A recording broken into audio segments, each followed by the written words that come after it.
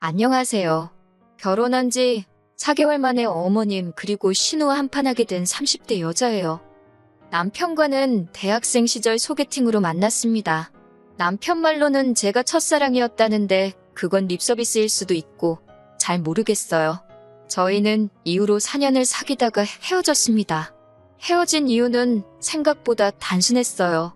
남편이 군대에 다녀오는 것까지 기다렸었는데 저녁 이후로 친구들하고 노는 데 빠져서 저한테 소홀해지더라고요. 저는 저대로 바로 취업을 하면서 사회생활을 시작했고 상황이 그렇다 보니 자연스럽게 헤어졌네요. 그러다 다시 만나게 된 건 둘 다 30이 넘어서입니다. 남편은 어느새 건설회사에 다니는 건실한 어른이 되어 있었고 저 역시 공기업으로 이직을 하면서 안정적인 생활을 꾸려나가고 있었지요. 남편이나 저나 생활이 어느 정도 자리를 잡은 상태에서 만나니 사귀던 시절에 좋았던 일들만 생각나고 그래서 더 빨리 또 다시 서로에게 빠져들었던 것 같아요. 이후로 8개월의 짧은 연애를 하고 결혼을 약속하게 되었지요. 서로 조건 같은 건 비슷해서 사실 결혼하는 과정에 있어서는 별 문제가 없었어요. 양가 부모님 모두 사위감이자 며느리감인 저희를 마음에 들어 하셨고 크게 요구하시는 것도 없었습니다. 다만 딱 한 번 예단 이야기가 나왔을 때 하마터면 서로 얼굴을 붉힐 뻔하긴 했어요. 사실 남편 집안이 어려운 건 아니지만 저희 친정에 비하면 여유가 있는 편은 아니었거든요. 더 구체적으로 말하자면 남편과 처음 하는 연애도 아니었으니 결혼 이야기가 나온 이후로는 현실적인 이야기를 많이 했습니다. 가정환경이라던가 재산이라던가 그때 남편이 말하기를 어머님 아버님 다 생활력이 강하신 분들이라 지금도 일을 하고 계시기는 한데 문제는 신우랍니다. 신우가 워낙에 씀씀이가 큰데다가 또 남편과는 8살이나 차이가 나다 보니 어머님 아버님이 신우한테 워낙 오냐오냐 해주셨던 모양이에요. 그래서 어머님 아버님과 신우가 함께 사는 아파트 한 채를 제외하고 나면 사실 재산이랄 게 없답니다. 그러면서 남편이 덧붙이기를 제가 원한다면 시부모님께 부탁을 드려서라도 그 아파트를 담보로 잡고 대출을 받아서 결혼에 보태겠다대요. 하지만 솔직히 그 소리를 듣고 그래 그럼 그렇게 해서라도 대출 받아오라는 여자가 몇이나 되겠어요. 저도 당연히 손사래를 치며 됐다고 했고요. 그래도 남편이 개인적으로 모은 돈이 8천만 원 가까이 되었고 저 또한 그 정도는 가지고 있었으니 이 정도면 충분하다. 대출을 받더라도 우리 이름으로 받자. 그렇게 하기로 했네요. 그리고 이 이야기는 상견례 자리에서도 나왔어요. 양가 어른들 모두 모셔놓고 물론 구구절절 그 이유까지 말하지는 않았지만 아무튼 이렇게 둘만의 힘으로 해보기로 했다고는 말씀을 드렸지요. 그리고 그 자리에서만큼은 양가 어른들 다 기특하다, 장하다 하시며 서로 어쩜 아드님을 어쩜 따님을 이렇게 잘 키우셨냐며 서로 간의 덕담도 오갔습니다. 그런데 막상 다음 날인가 돼서 어머님께서 저에게 직접 연락을 해오셨더라고요. 어머님께서 저와 친해지고 싶다는 말로 저를 불러내셨는데 실상은 달랐습니다. 일단 용건은 간단했습니다. 그래도 결혼할 때 생략할 게 있고 하지 말아야 할 게 있는데 그중 하나가 예단이래요. 예단이라는 게 제가 어머님한테만 하는 게 아니라 남편 친척분들에게도 잘 부탁드린다고 인사를 드리는 개념인데 그걸 홀랑 빼먹으면 친척분들이 겉으로 말은 안 해도 저와 저희 부모님 흉을 볼 거라나요. 그런 이야기를 듣고 있으니 솔직히 어머님 속이 훤히 보여서 황당하기도 하고 혼이 나는 것도 같아서 기분이 안 좋았어요. 부모님 어쩌고 하시니 언짢기도 했고요. 저도 결혼 준비하면서 여기저기서 들은 바가 있었으니 그러면 예물을 해주시는 거냐 물었습니다. 예물이 나중에 살다 힘들어지면 팔아서 살림에 보태라는 뜻이라니까 이것도 해주시면 좋을 것 같다고 했지요.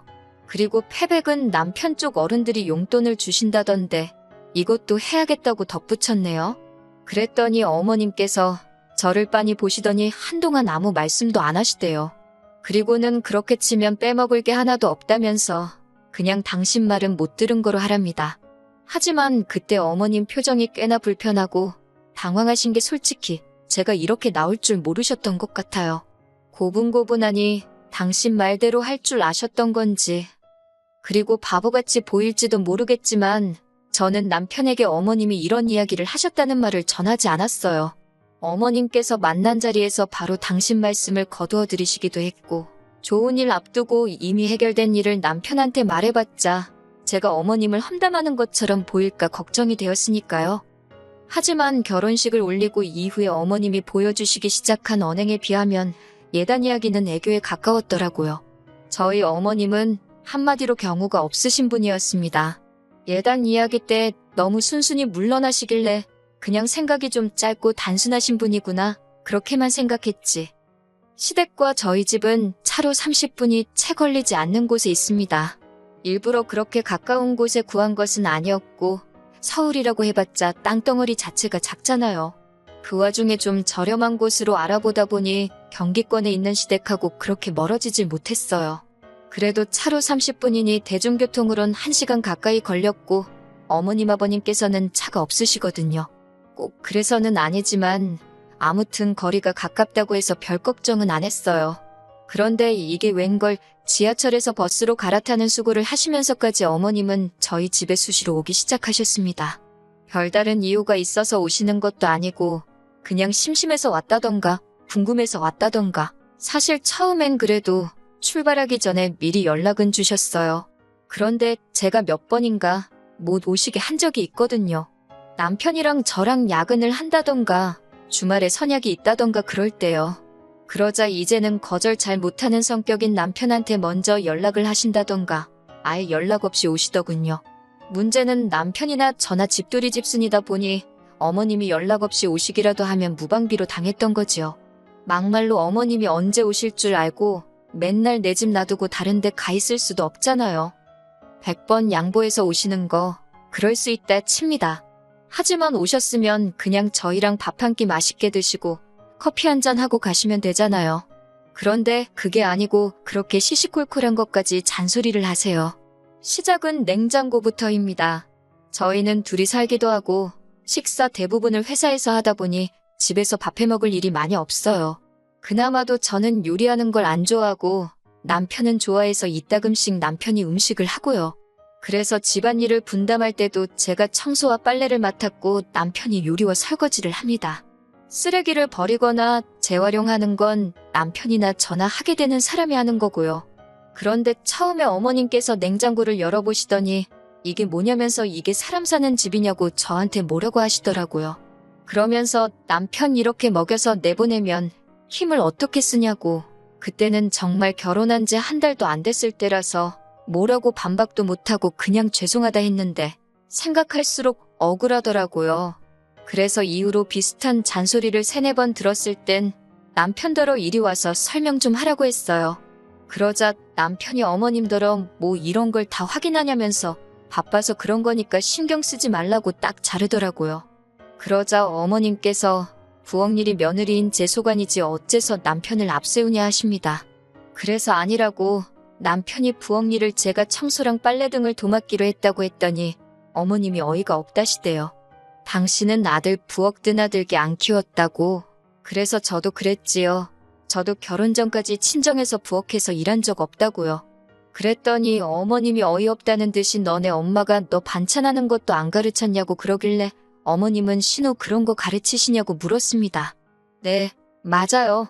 솔직히 어머님 말씀에 화가 나서 저도 좀 빈정거렸어요. 막말로 남편에게 듣기론 신우는 자기 먹을 라면도 하나 제대로 못 끓인다고 했거든요. 할 줄 아는 거라곤 오로지 전자레인지로 데워 먹는 것뿐이라고. 그뿐만이 아니었습니다. 어머님은 어떻게든 제 흠을 잡겠다는 각오라도 하신 건지 창틀까지 손가락으로 문질러 보시더군요. 하지만 어머님의 의도와 달리 먼지 한 톨 나오지 않자 어머님께서는 그건 또 그거대로 못마땅하신지 들릴 듯 말 듯한 목소리로 짜증을 내시대요. 그리고 이런 일은 어머님이 저희 집에 오실 때면 매번 벌어지는 일이었습니다. 그래서 결국 나중에는 한 달에 2번 이상 오시지 말라고, 그러면 현관문 안 열어드린다 했지요. 아버님께도 부탁을 드렸더니 아버님은 당신은 전혀 몰랐다면 이 엄마가 제정신이 아닌가 보다고 그러면서 저희 편을 들어주셨어요. 그런데 지난 설이었습니다. 결혼하고 처음 맞는 명절이다 보니 저도 나름대로 날이 많이 섰어요. 제사도 없다고 했는데 갑자기 올해부터 돌아가신 시조부모님과 시외조부모님 제사를 지내신다 하셔서 솔직히 짜증도 났고요. 특히 주변 사람들이 시외조부모님 제사는 제가 지낼 필요가 없다던데 어머님께서는 되려 제가 안 하면 누가 하냐고 제가 뭣도 모른다는 식으로 말씀하시더라고요. 명절 전날부터 시댁에 내려가 만두 빚고 8종류의 전을 하고 그 밖에도 무슨 아버님이 좋아하시는 음식, 신우가 잘 먹는 식혜, 어머님의 진두지휘 아래 거의 저 혼자 별걸 다 만들었어요. 친정에서는 이런 일이 있지도 않고 정말 어쩌다 한 번 이따금씩 만두 정도는 빚곤 했는데 그래도 누구 하나 따로 노는 사람 없이 다 같이 보내는 시간이었거든요. 그런데 시댁에서는 정말 저 혼자 하다시피 했네요. 특히 만두라도 같이 빚겠다는 남편을 어머님이 기어이 밖으로 내보내시는 걸 보고는 정말 스트레스가 올라오더라니까요. 그래도 참명절이었던 만큼 가슴에 참을인 자를 새기며 무사히 고비를 넘겼습니다. 이튿날 아침에는 다 같이 모여 식사를 했지요. 신우는 자기는 딸이니까 제사랑 상관없지 않냐면서 전날부터 코빼기도 보이지도 않더니 아침에도 집에 안 들어왔는지 안 보였고 결국 아니나 다를까 저 혼자 설거지하는 신세가 되었어요. 그런데 그때 어머님께서 갑자기 분주해지시더니 냉장고 정리를 시작하시는 겁니다. 그러면서 설거지거리가 계속해서 나오기 시작하대요. 심지어 몇몇 반찬통은 열기가 무섭게 싱크대에서 설거지를 하고 있던 저도 맡을 만큼 고약한 냄새가 났는데 그래도 기어이 안 상한 거라며 저더러 맛을 보라는 식이셨어요. 당연히 맛은 안 봤고 견디다 못한 제가 큰 소리로 남편을 불렀습니다. 남편더러 와서 이 음식 썩었나 좀 먹어보라고요. 그러자 어머님이 화들짝 놀라시더니 이건 너랑 나랑 먹어보면 아는 걸 뭐하러 당신 아들까지 부르느냐고. 그래서 그러면 어머님이 직접 드셔보시라고 전 안 주셔도 된다고 정색을 하면서 말했어요. 그제서야 어머님이 좀 애매하다 싶은 것도 그냥 버리시더라고요. 설거지는 설거지대로 얼마나 많이 나오던지 결국 또 다시 남편을 불렀습니다. 저희 남편이 알아서는 못하는데 부르고 시키면 그건 또 잘 따라요. 또다시 남편이 불이 나게 부엌으로 오자 어머님께서는 저더러 지 남편 편하게 쉬는 꼴을 못 본다고 기어이 한 소리 하시대요. 그래서 저도 에라 모르겠다 생각하고 어머님도 저 편하게 쉬는 꼴을 못 보시나 보다고 그랬어요. 그제서야 상황 돌아가는 걸 눈치챈 남편이 왜 그러냐면서 제 손에서 고무장갑을 가져갔고 저도 순순히 내주고 거실로 나와 아버님 옆에 앉았습니다. 아버님께서는 이 모든 상황이 당신과는 상관없다 생각하셨는지 계속 킬킬거리며 웃고만 계셨는데 적어도 어머님 편은 안 드시니 기분은 안 나쁘대요. 그런데 그때였습니다. 현관문 열리는 소리와 함께 신호가 들어오더라고요. 꼬락서니가 어디서 술을 얼마나 먹었는지 머리는 다 풀어헤치고 옷차림은 또 얼마나 지저분하던지 그건 그렇고 어쨌든 신우도 눈치가 있을 거 아니에요. 어머님께서 식탁 의자에서 씩씩거리고 계시지 아버님은 뭐 금세 TV로 관심이 옮겨갔고 남편은 설거지하고 있지 저는 저대로 거실에 나와 있지. 신우가 무슨 일 있었냐고 어머님께 묻자 어머님께서는 네 새언니가 아주 말 한마디를 안 진다면서 신우한테다 대고 방금 전까지 있었던 일을 미주알고주알 다 말씀하시더라고요. 그러자 신우가 지 딴에는 어머님 편 들어준다고 한 거겠지만 저한테 다가오더니 자기 좀 보잡니다. 어이가 없어서 할 말 있으면 여기서 하라니까 시댁에 왔으면 며느리가 일을 하는 게 당연하지 놀 거면 뭐하러 오냐고 그래요. 그러면서 오빠가 설거지하고 있으니까 언니는 저기 화장실 가서 변기 좀 닦으랍니다. 어이가 없어서 신우를 빤히 쳐다보니까 아니 시부모님 쓰시는 변기도 못 닦겠다 이거냐며 괜히 지가 목소리를 높이더라고요. 사실 어제 시댁에 도착하자마자 화장실에 갔다가 저 기절하는 줄 알았어요. 아버님이 변기를 안 올리고 소변을 보시는 건지 앉으면 엉덩이 닿는 데 있잖아요. 거기에 샛노랗게 오줌방울 자국이 막 있더라고요. 진짜 비위가 상했는데 저도 써야 하니 어쩌겠어요. 대충 제가 물 청소하고 썼지요. 그런데 아침 식사 전에도 가보니까 또 그런 게 아니겠어요?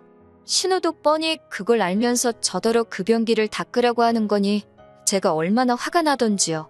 그런데 그때 부엌에서 남편이 야, 너 미쳤냐 그러면서 고무장갑을 내팽개치고 거실로 나오대요.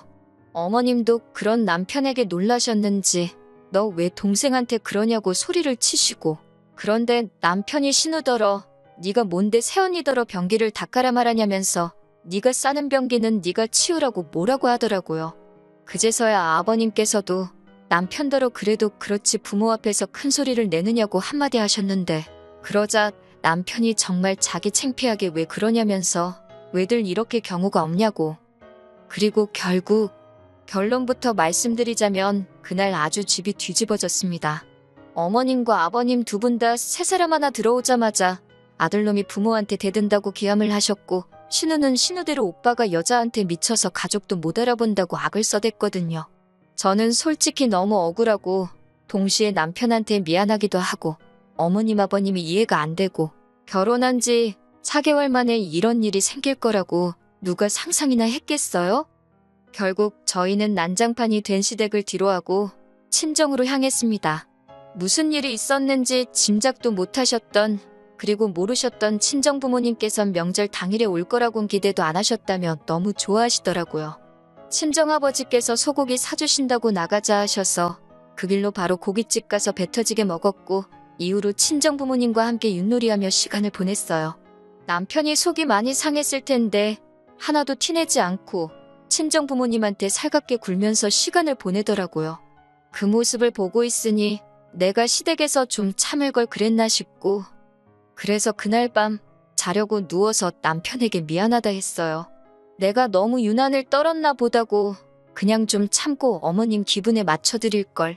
그러자 남편이 대번에 하는 말이 그건 아니랍니다.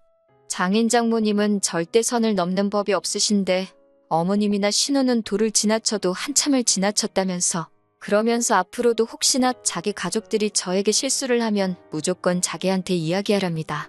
자기는 무조건 제 편이라면서요. 누가 그러더라고요. 아무리 시댁에서 누가 뭐라고 짓거려도 남편 하나만 단단히 붙들고 살면 무서울 거 하나 없다고. 그런데 정말 그 말이 맞는 것 같아요. 무조건 제 편일 거란 남편 말 한마디에도 크게 의지가 되고 힘이 나더라니까요. 앞으로 살다 보면 또 어이없이 당하고 황당한 소리도 듣고 그러겠지요? 그렇지만 지금처럼만 남편이 마음 변치 않고 제 곁에 있어준다면 무서울 건 하나도 없을 것 같아요.